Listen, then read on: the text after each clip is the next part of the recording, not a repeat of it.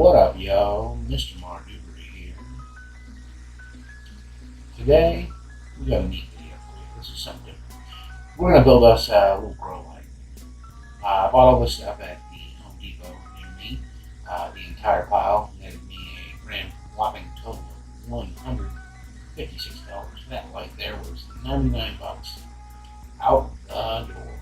Just about. Well, plus tax, so 180.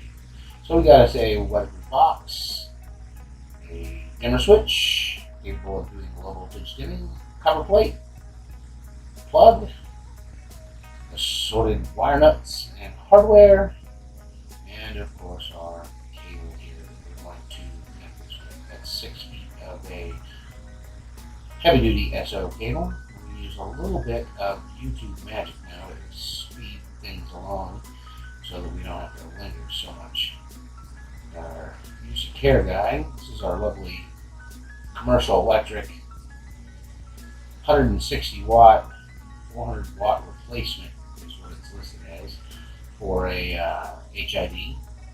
These are available at your local box store for around 100 bucks. There's a couple of manufacturers out there. Commercial Electric is the main one. It comes with all the hardware you need to hang it, including some chains and hooks and things. Nothing fancy like ratchet straps. We got 3 wires there, but we want to get to those dimmer wires underneath. So we're going to pull the 4 bolts out of the corners of the top of this and expose the driver underneath, as well as the additional dimming wires that are going to be in there. Now, if you're going to wire this up with a standard on-off and no dimming, you can disregard all this and just wire that straight up to some sort of receptacle and get busy. The unit is rated for damp locations, so we're going to pull the dimming wires out here from the driver. As you can see, the driver is just mounted right there on the back of the board, and we have a purple and gray dimming wire there hooked up to our dimming switch, which is a 1 to 10 volt dimming switch, just to make this a nice clean pigtail and prevent any rubs or bumps or nicks or scrapes in those wires. I'm going to wrap this up with a little bit of electrical tape here just to keep things clean.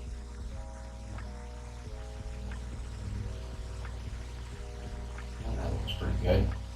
So let's get that hole knocked out here. I'm going to take my handy dandy fencing pliers and just bash a hole right through the wire. That knock out right out of it like a rotten tooth. Well, now we've got a hole in our cover plate. We can slide this pigtail through. Get our tools all lined up here. Oh, we're going to need to punch a hole in the back of that weatherproof box that I got, because I did not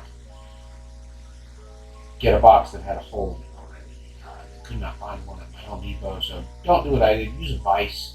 I'm over here murdering myself with a big spade bit as I drill a hole through the back of this. Luckily, I didn't hurt myself or anything, but, you know, the smartest thing to do. Make a nice new hole in there and feed that pigtail back to the backside of the cover plate and include it on the light. Slip that back into place. And get in there. Alright. Slip that back in, bolt her back on. Once you've got these bolts in, we can slide our box back on there. And after the fact, I used a little epoxy to seal the box on the top. However, I could not find that epoxy while making this video, so you'll see as we get our drill and fumble with that last nut that we get this kind of loosely put up. I use some 100-mile-an-hour tape. It doesn't fit through that. Anyhow, this is a 2 foot by 1 foot light. It measures about 13 inches by 25 inches. Slide that pigtail right through there. We've got all of our wires. We can start wiring up this switch. The switch came with instructions. Make sure to read the instructions that come with your switch. I actually bought the wrong switch at Home Depot on the first run and had to order the appropriate switch from Amazon. I could not find one in stock at my local Home Depot. It actually turned out to be cheaper than the switch that I did buy at Home Depot, and I will use that switch for a later project, I am sure. Here we are hooking up the dimmer wires first. These are low voltage. Like I said, you got to get the right switch. Make sure your switch is capable of 0 to 10 volt dimming. This panel will not work with standard household dimmer switches and will only work with low voltage dimmer switches, the ones that have the additional color coded gray and purple wires coming out. If you don't have one of those, get yourself one. So we're going to use our carpet knife to clean off the end of this lovely piece of SO cord. When you cut SO cord, you're going to find there's a couple of pieces of cardboard or paper wrapped with some nylon there to keep strength and insulation and separate the wires from each other. We have to trim those kind of out, clean that up a little bit before we move forward. You'll notice I stripped very short bits off the end of this wire. You can work with a little bit more if you like. I'm a bit of a rogue. I used to be an electrician for a living, so I'm comfortable with running short wires. If you're not, feel free to give yourself a little more. So let's get those leads in. We got our brown wire, green of course, and then we're going to have our hot wire, which is our black, and our neutral wire, which is our white. And we're going to wire those up to the corresponding wires inside of the switch. Now this switch has the ability to do a 2-pole and a 3-pole. There's some black wires, some red wires. Like I said, consult the diagrams on your switch that you buy to make sure you wire this up appropriately. I had to take a little second glance here, make sure I was putting everything together right, but luckily, after checking the instructions twice, we managed to get this all put together right the first time, as you will see here. I haven't edited much out of this video. There's little bits and bytes taken, but not a whole lot. It literally took me around 30 minutes to build this light, start to finish, from banging it out on the counter to having a complete and functioning light. And moving on to par testing, which we'll do at the end of this video here, we're going to go around and slide the new Apogee meter around under this light and see what it's actually capable of. So we're finishing up the wiring here from the SO cord end to the box as well as to the light. The switch needs to be wired independently so that it doesn't operate all the time. That way the switch out the light. So as you'll see here, I'm putting up some of the leads to the box and some of the leads to the light. I believe the neutral on this one hooks directly up anyway, and the hot lead goes through the switch light, which then hooks back up to the switch light on the light. So it's pretty straightforward. It didn't take a whole lot of electrical expertise to hook this up, and all in all, it went pretty quickly. I was happy with this. I think this is definitely a project that anybody with a basic amount of knowledge and the capability of reading instructions could be putting together, in a similar amount of time. This light shouldn't take you more than an hour to build because you're probably slow at reading, or maybe you got the wrong parts. So we're going to put these last couple connections on here, start cleaning up these wires, and get this baby ready to hang. So yeah, this is a hot mess. That wire that I pulled out there was used for that, like I said, the 3-pole installation, so that way you could have this operating different lights. We're only going to operate the one on this, so we don't need to worry about it. This is a hot mess. I hate nothing worse than cord core. So we're going to go grab our friend here, Mr. Zippy, and we're going to clean some of that cord core out real quick. This will be fun. This will be just fine. So first though, let's make sure we don't pull that cord through. So we're going to throw a little bit of slack in it and give it some electrical tape to make a nice rubber seal. Wrap that around until we've got, you'll notice me flipping and twisting in order to thicken the tape up. So I'm not wrapping it just straight across. I'm actually flipping and rolling the tape as I give it every couple of turns to make sure that we get a good thick buildup there that's going to prevent moisture from getting inside this box. And at the end of that plug, we're going to place a zip tie just to make sure that even if the plug does get pulled on, it does not pull through. So there's a nice stopping point there. Clean that tape up and give it a little tug and into place. She seems snug. Alright, now let's clean those wires. No, first we gotta wire up the end. and with wires, all our wires. So, of course, your mileage may vary. You may need a different M depending on what part of the world you're in. Your electrical hookups may be slightly different. I went with a standard 115 volt SO cord and SO connector 3-wire system. Um, the SO connector that I got here is available at any big box store. I got this one at Home Depot. It's all the package deal. Like I said, I bought all this stuff at once. Got 150 bucks and 30 minutes work, and we're going to put together a grow light that is going to test under the meter. So we got to open this little thing up and expose the terminals inside so that we can mount our terminals to the wire. And a functioning cord. That has it safe. One of the big things I see in a lot of cheap lights is cheap components and kind of unsafe stuff. So grounds that aren't grounded or connections that aren't done well. And same with DIY. Make sure your connections are done well. As you'll see right here, I'm about to tug on this wire, and it is not in at all. Oh boy!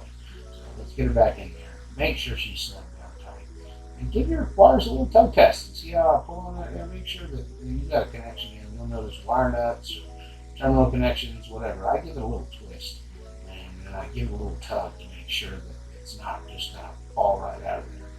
You got to make sure your connections are tight. So I stripped these, like I said again, pretty short, but unfortunately I did not strip them short enough. I ended up having to kind of wrestle this into its slot in not the most favorable way, but it works. You just make sure not to pinch anything or screws push through where they shouldn't be. Oh, I'm not gonna. Yeah, let's get a power tool. That does things faster. Alright. We got us a plug. Tighten everything down. Power tools are great. Hand tools are necessary to make sure that things are adequately tight sometimes and not broken. I don't like to go all the way with the drill. Alright. Now let's get rid of that electricity. Let's grab a couple of zip ties here. We're just going to weave that into a nice, tidy sort of shape so that we can ball it into that box.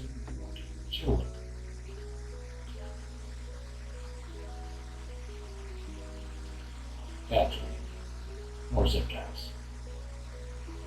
There are a couple of rules in my grow. You can never have enough zip ties. You can never have enough reflective foil tape. I'm a big believer in those two things. Always being on the shelf. Hey, that's pretty clean. Let's trim that up and weave her into her box gently. As I said, make sure you don't pinch anything. Make sure you're not poking any screws through the wires. Get everything fitting there properly. Even if it takes a little oomph. As you can see, I kind of shove her in there. The screws will hold her in place once you put her down.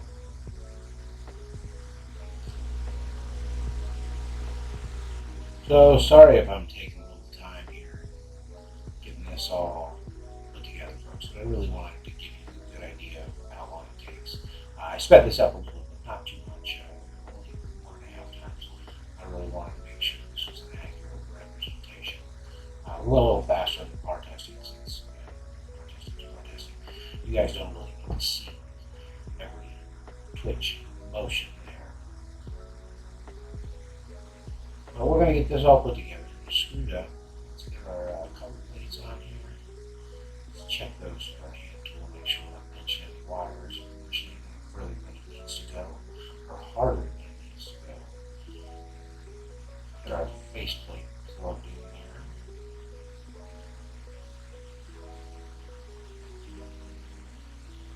And like I said, I came along afterwards and epoxied this on, but for testing purposes, we're just going to throw a little 100-mile-an-hour tape on there and call that box good to go. I didn't want to waste too much time getting around for epoxy, so let's just slap some on there.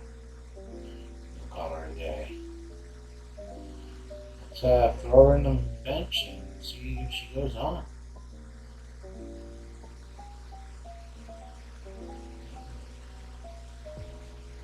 Oh, look at that. Success.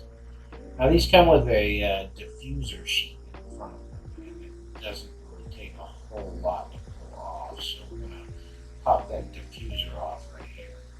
And you'll notice sometimes in certain installations you'll get a little trickle from the ground. I have a little bit of a low voltage that comes to my ground. So if you plug yours into a timer, it will be fine.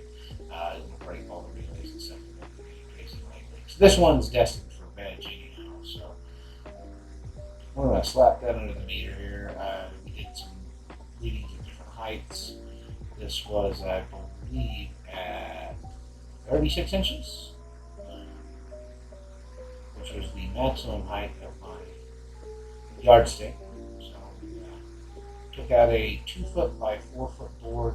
I slid it inside my 3x3 tent, just set it on top of the tray, measured 36 inches from the tip of the sensor to the light, and ran it around. It looks like we're getting around 200 to 250 micromoles at 36 inches, which is just fine for a veg light. This is going to do just perfect for keeping my moms in this little tent alive. Now we're going to slide this down to 24 inches. Now we're getting about 300. So yeah, you could probably get close to flowering a 2x3 space with this. I would not try and do a full 4x4, but yeah, there's a good solid 300 micromoles, 330 coming through at 24 inches. When we get that down to 12 inches, you're going to see it spikes up a little bit too. So once the plants get up closer to the light, or you bring the lights down closer to the plants, this does a perfectly capable job of flowering as well on a budget. By all means, there are many more lights out there that are far more powerful. But yeah, we're at 12 inches now, and as you can see, we're even at the edges where it starts to taper off a little bit. We're still pushing close to 400, and as we get through the middle there, we should be seeing 5s and 6s very easily. It's not a bad little light. So yeah, there's 470, 475. So even in flower, as long as you're letting your plants get 12 inches or so from the light, this is a nice little budget quantum board. I mean, there's not a whole lot of boards out there for $100, including a driver. So this one's got my vote. I've got a few plants under these in flower right now. I've got my whole veg tent is on these, so we're going to bring it down to 6 inches here. And the light really drops off around the edges once you get that close. So you can't get as much of a footprint at that 6-inch range, but when we start sliding over under here at 6 inches, we're talking 700 or 800 micromoles in some of these spots. So like I said, 700 micromoles. If you're not adding CO2, that's totally adequate for flower. If you're breaking 700, even if it's just under the center of the board there, this thing would kill like a little 2x2 tent. You would murder it. Absolutely murder it.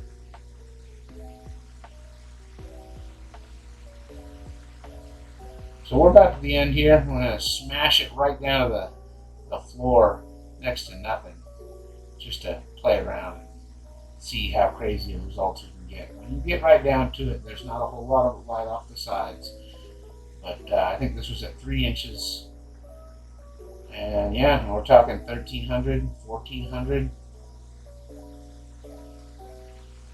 Not bad. 1400 micromoles coming off a cheap light.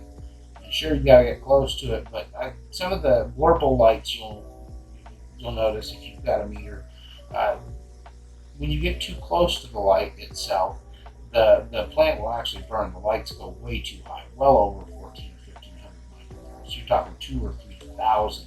Even on some of the cheaper, like Mars Hydro knockoff, that very much would burn your plants if they got within 6 inches of it. So this one, even at 6 inches, 3 inches, you're not going to burn. So if you like this video, don't forget to drop it a thumbs up. And if you like more videos like this, don't forget to subscribe and hit that bell so that you get notified when we go live. That's when we have most of our fun. Anyhow, Mr. Marty.